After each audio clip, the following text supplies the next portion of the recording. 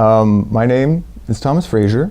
I am from New York City, and I have been living in Russia for 7 months now.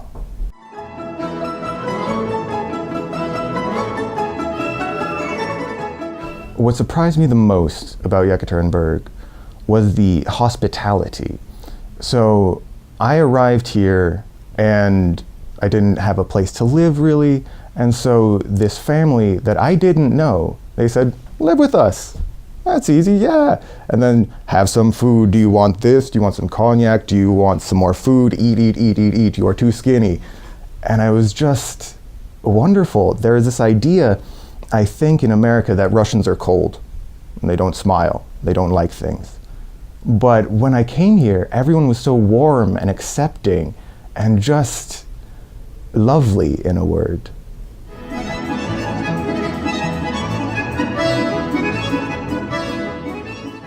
So the difference between St. Petersburg and Moscow and Yekaterinburg is that Yekaterinburg is real Russia. It's true Russian chic in that manner.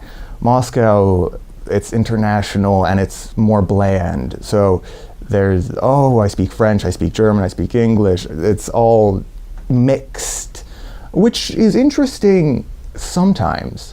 But when I came to Russia, I wanted to be in Russia, the real Russia, and Yekaterinburg is the real Russia. When I think of Chaif, I think of Yekaterinburg, because I listened to a lot of Russian music before I came here, and Chaif was always attached to Yekaterinburg, and so anytime I sang Shalyai Balyai, for example, I would think, Yekaterinburg. So I would definitely associate it with Chaif.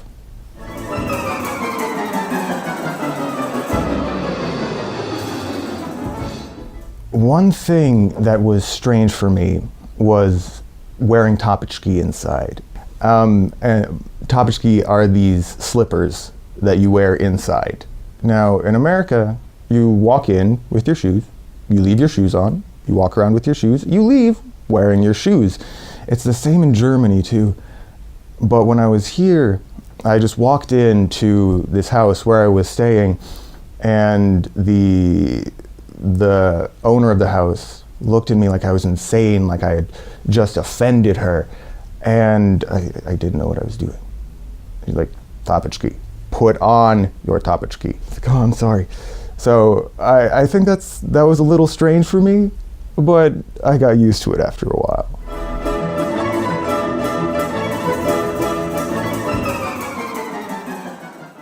I like all Russian cuisine, actually, which surprised me and a lot of my friends. Like, when we think of international cuisine in America, we think of Italian food, we think of French food.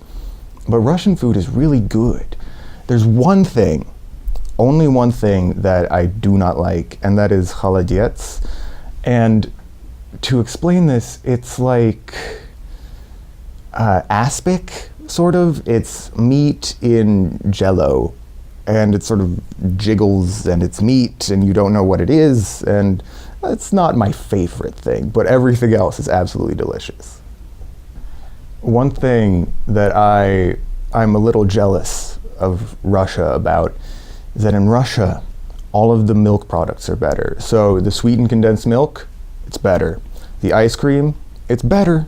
And in America, there isn't tvorog. Now, tvorog is sort of like cottage cheese, but it's sweeter and it's not as runny. It's better than cottage cheese.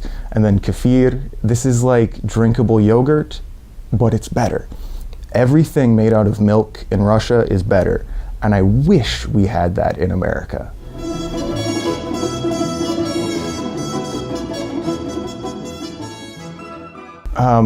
Well, the most difficult thing for me in the Russian language is pronunciation, because there's I don't even know. There's two different sh sounds, and I don't know how to pronounce those. And then there's the letter U, which I have a huge amount of trouble pronouncing. U. It sounds like you're being punched while you're saying E, but I don't know if I can really do it.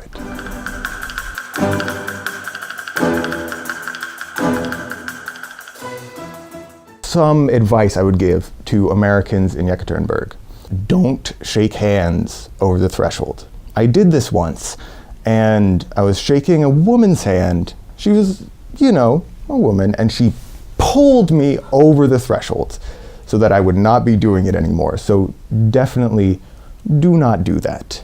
I was in a Russian Orthodox church, and I tried to do what the Russians were doing, and in a church it was a little offensive, I think. The Russians looked at me and they saw, he's not Russian. They knew immediately because I was looking around like, wait, now? That okay? So don't try to act Russian in Yekaterinburg.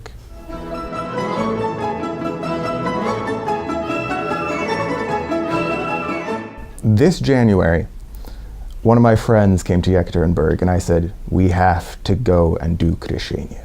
This is when you jump into the frozen water. People in America call it polar bear sometimes. And so we prepared ourselves. We watched videos on YouTube, you know, because we were thin, and we still are thin. And the people we saw do it were big, strong Russian men. So we saw one guy do it, and we thought we can survive. So we watched YouTube videos, we read some articles, and these articles said, for example, don't drink vodka before you do this. And then that was the one that I remembered the most. And then drink tea, have some good food in your belly, all that good stuff. And it told us how to put on and take off clothes, like the right order. And so we felt prepared. Then we, with some of our friends, went to a lake. And we thought it would be easy, just half hour. You know, you wait a little bit, you're in, you're out, you're gone. It did not last that long. When we arrived, there was a 40-minute line, so we had to go to a tent. And a man sitting near me, like, Thomas, hey, Thomas. And he was having a good time, if you understand what I'm saying. He's having a very good time. He said, Thomas, come here. I was like, just wait. And I kept talking to my friend. Thomas, come here. Just a second. And I was having a conversation with my friend. Thomas, you come here now. And so I was like, fine. So I stand up and I sit across from him. He keeps on trying to get me to drink. He's like, vodka? No, I'm not, no, thank you, no. So I have some tea. And then the man who I'm talking to says, Thomas, make a toast. Do it, just say it right now. And then he says, everyone, shh. The American is going to say a toast. So I stand up and I think, oh, what do I do? And I lift my glass and I just say, Zarasiu. And everyone is like, yes, beautiful. Zarasiu means to Russia. All the men stand up and they're like, yes, the American, we agree. We have to stand up, cheers. So everyone's very grateful and they like the toast. So then I go to the hole in the ice. And I read a lot, like I said, but it did not really prepare me. So I get there and I think, time to take off my clothes and go into the water. And there is a Russian man taking off his clothes, and I think, well, I should take off my clothes too. He's doing it, I should do it. And so I'm standing there just in my underwear. And it's, I think it's negative 22 degrees Celsius that day. So it's very cold. I'm only in underwear. I think I'm freezing. I need to jump. So after the man goes in, I go. And I forget that you have to go under 3 times. So I go in, I go under once. And I think, oh, that's really cold. And then a woman yells, 2 more times. I'm like, no. I go 2 more times. I come out and I'm just shivering and just freezing. And then I put on a towel and I dry myself off. And I feel very full of life, full of energy. So we're walking back to the car. And the man who was sitting across from me, who made me do the toast, he said, Thomas, we have a guitar. You play guitar. And then actually I start playing Shalyai Valyai. And the tent, the American knows Russian. And so I play Shalyai Balyai, and they're all like, ah, and they start singing along with me, like, this is great. And then I play some Viktor Tsoi, a Russian artist, and I play a lot. I play for, a half hour, maybe an hour, I sort of don't know anymore. And I play Hallelujah by Jeff Buckley. And the tent doesn't know the verses, but they know the chorus, because the chorus is just Hallelujah, Hallelujah, Hallelujah, Hallelujah. And so everyone sings Hallelujah together. And then I say, guys, I have to go. And I get like a standing ovation. It's like, beautiful, we loved this, it was amazing, thank you. And so I try to leave the tent. I can't leave the tent. I have to shake hands with every man in the tent. And they all say, we're so glad that you're here, we're so glad that you love Russia, we're so happy that you're here. And so it takes me 20 minutes to leave the tent. And then I finally get to the car. And I just, and I relax.